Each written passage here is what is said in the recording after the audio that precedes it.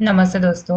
आज के इस वीडियो में हम देखेंगे the most awaited order, that is order passed under section 148A clause D after the landmark supreme court ruling in case of Ashish Agrawal and others. अब तक आप लोगों ने जो डिम नोटिस इशू हुई थी for the reopening of the cases, उसके reply कर दिए होंगे और काफ़ी सारे लोगों को, काफ़ी सारे टैक्स पेयर एसोसिएट्स को ये सब ऑर्डर मिलने चालू हो गए हैं। ऐसा ही एक ऑर्डर है हम डिस्कस करते हैं और देखते हैं क्या होता है इस ऑर्डर के ज़रिए, और ऑर्डर आने के बाद एसएससी के पास नेक्स्ट कोर्स ऑफ एक्शन क्या हो सकते हैं, क्या ऑप्शंस अवेलेबल है, क्या रेमेडीज है। यहाँ सब्जेक्ट में proceedings under section 148AD in consequence to the honourable SC order dated 4 May 2022।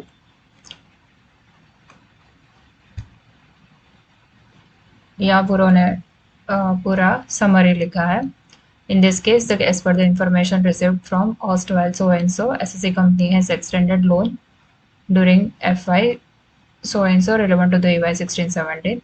Therefore, notice issued under section 148 on 20th April 2021 for 1617 after recording reasons of reopening and taking prior approval of the PCIT.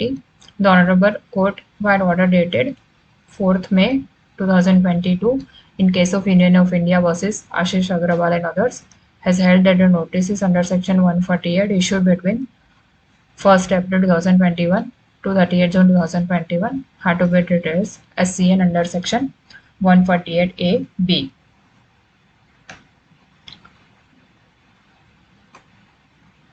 फिर यहाँ उन्होंने पूरा जो brief facts of the case है उसको ही repeat किया है third para में। अब जब ये हमें SCN मिली थी उसके अगेंस्ट में एक पूरा कॉम्प्रिहेंसिव सबमिशन बनाया था, रिप्लाई बनाया था। मैंने वो रिप्लाई पिछले वीडियोस में आपके साथ शेयर भी किया था कि क्या क्या टेक्निकल ग्लिचेस है, क्या क्या टेक्निकल लैक्यूना है उस जो डिम नोटिस है उसमें, relevant to the time period, relevant to the approval, वो सब मैंने कवर किया था।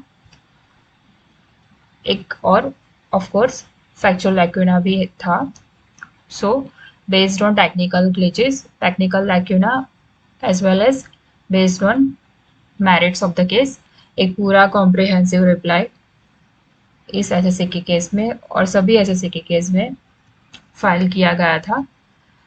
बट एओ ने वो रिप्लाई देखने की या उसको ग्रो थ्रू करने की मेहनत नहीं की है, ऐसा लगता है इस ऑर्डर को देखने के बाद, क्योंकि उन्होंने क्या किया है कि वो पूरा रिप्लाई यहाँ उन्होंने एक ही पैरा में समरी दे दी है कि ऐसा ऐसा है, ऐसा ऐसा है। अब इतना कॉम्प्रिहेंसिव रिप्लाई है, इतने सारे टेक्निकल लैक्यूना थे उस नोटिस में, सारे हमने एक एक करके चुन चुन के मेंशन किए थे, बट उन्होंने उस पर कुछ गौर ही नहीं किया है। पूरा अपनी मर्जी से रैंडमली एक पैरा समराइज करके यहाँ चिपका दिया है। इट सीम्स के उन्होंने वो रिप्लाई पढ़ा भी नहीं है शायद, और उन्होंने उस नोटिस को जैसे प्रोसीजरियल एक सुप्रीम कोर्ट के ऑर्डर के बाद एक प्रोसीजर फॉलो करना है, एक प्रोटोकॉल फॉलो करना है, ऐसा ही समझ के वो नोटिस इशू किया था, जबकि उन्होंने तभी अपना माइंड बना लिया था ये केस रीओपन करना ही है, चाहे सुप्रीम कोर्ट क्या कुछ भी बोले। तो उन्होंने ऐसे एक पैरा में एसएससी ने क्या बोला वो लिख दिया, और नेक्स्ट लाइन में एक ही लाइन लिखा है, the reply furnished by the SSC is not found tenable for the reason discussed here in. Why not tenable? That EO is not able to answer.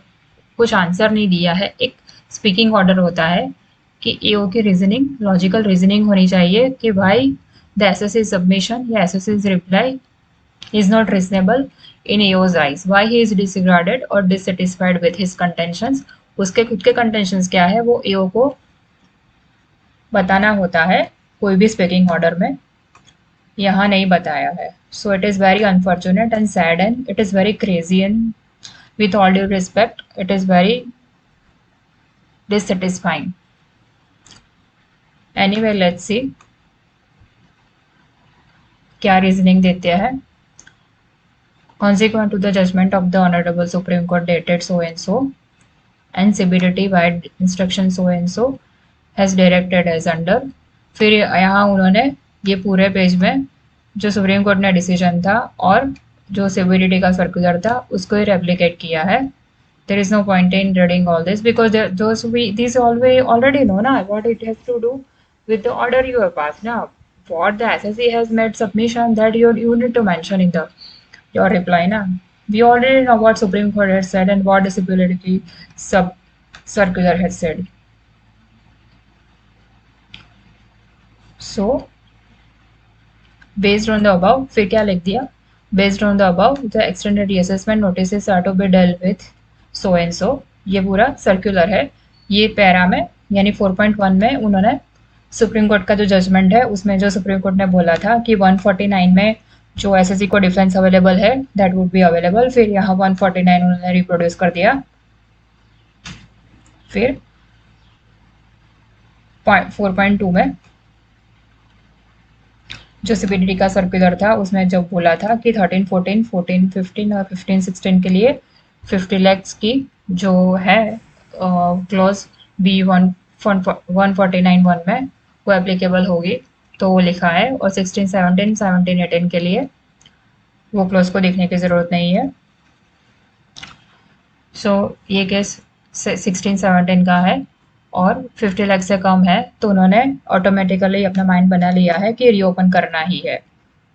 तो ये उन्हें लास्ट पैरा में I am reading para 5। In view of the facts and circumstances of the case, it is evident that there is information with the assessing officer which suggests that SSC has extended loan of so and so during financial year 15-16 relevant to the 16-17 and in such extended loan has escaped assessment with the meaning of so and so। Therefore, in view of this information and material available on record, discussion made above and the facts and circumstances of the case, it is held that it is a fit case, bold किया है fit case को, to issue a notice under section 148 of the Income Tax Act। This order is passed with the prior approval of the Principal Commissioner of Income Tax। यहाँ order खत्म हो गया। अब आप देखेंगे पूरे ऑर्डर में कहीं रीजनिंग नहीं है। एक्चुअल में ये केस में मेरिट्स पूरा मेरिट बेस पे है, ये यहाँ ही ड्रॉप होनी चाहिए थी प्रोसीडिंग्स। कुछ कंपनी को किसी को लोन ऐसे दे ही सकते कंपनीज एक्ट में। ये पूरा एक रेक्टिफिकेशन का मैटर था, वो खामा-खा ही 148 में उन्होंने फिट केस बना के उसको रीओपन कर दिया है। और उसके अलावा बहुत सारे टेक्निकल ग्लिचेस थे जो नोटिस में, जो मैंने ऑलरेडी डिस्कस किए हैं पिछले वीडियो में। तो ये विथ ऑल ड्यू रिस्पेक्ट एकदम स्टूपिड और क्रेजी ऑर्डर है। सो अभी ज़्यादा पोस्टमार्टम करने की मुझे ज़रूरत नहीं लगती है, जो हो गया है ऑर्डर। उसके बाद next course of action SSC के पास क्या है। अभी आपको ऑर्डर तो मिल गया, और ऐसा मैंने ऑब्जर्व किया है कि जब एओ अपना माइंड बना लेता है कि असेसमेंट रीओपन करना है तो ऐसा स्पीकिंग ऑर्डर आपको मिलेगा। बट अगर आपकी प्रोसीडिंग्स ड्रॉप हो जाएगी आपने जो सबमिशन किया उसके बेस पे, तो कोई ऑर्डर पास नहीं होता है, मतलब आपकी प्रोसीडिंग डिम ड्रॉप हो गई है। सो अभी इसके ऑप्शन में एसएससी के पास क्या रेमेडीज है उसका हम थोड़ा डिस्कशन कर लेते हैं। Let's see. So suggested remedies के लिए कल ही मैंने अपने लिंक्डइन में एक पोस्ट डाली थी, उसको ही देखते हैं। By this time, taxpayer who have furnished response to the deemed SCN issued under section 148A after landmark ruling of the Apex Court in case of Ashish Agrawal and others have started receiving orders under section 148AD. It is observed that when AO is disregarded with the submission made by the SSC, a speaking order rejecting such plea and also holding that it is a fit case to issue notice under section 148 are being passed। जैसा कि मैंने आपको बताया, अगर आपका submission accept हो गया है तो स्पीकिंग ऑर्डर पास नहीं होता है, इट इज़ डीम्ड एक्सेप्टेड कि आपकी रीओपनिंग नहीं होगी unless otherwise AO is dissatisfied. तो 148 AD में स्पीकिंग ऑर्डर पास होगा। As per the provision of the reassessment scheme, a notice under section 148 is also needed to be issued along with the order. Curiously, no such notices are being issued along with the order this time. इस order के साथ notice नहीं मिली है 148 की, हालांकि उन्होंने लिखा है कि 148 की नोटिस इश्यू होगी, बट जनरली इसके साथ ही नोटिस इश्यू होती है। बट ये केस में 148 की नोटिस नहीं आई है, शायद बाद में आएगी। So now you must be wondering कि क्या आप करना है। सो सजेस्टिव रेमेडीज क्या है। ये 148 AD का ऑर्डर अपीलेबल ऑर्डर नहीं है, सो उसके अगेंस्ट आप CID अपील को कोई अपील नहीं कर सकते हैं। सेक्शन 246A में जो अपीलेट ऑर्डर है उसके डेफिनेशन में 148AD फिट नहीं होता है, उसमें उसकी लिस्टिंग नहीं है, so you can not prefer appeal to CID appeal. So alternate remedy क्या है? Of course writ with the jurisdiction high court. So, as an alternate remedy, one can file a writ petition before the jurisdictional high court. However, before filing the writ, few things can be kept into the mind. First is cost of litigation.